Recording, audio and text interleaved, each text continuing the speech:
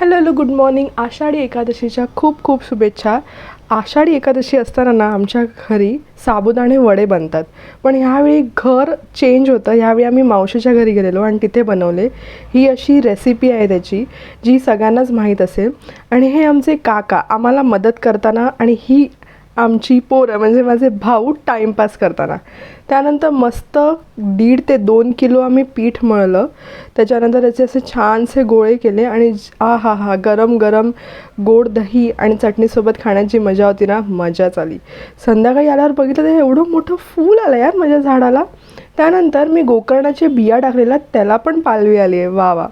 त्यानंतर संध्याकाळी आम्ही पार्ल्याला गेलेलो, तर माझं लक एवढं छान आहे की मला पालखीचं दर्शन झालं.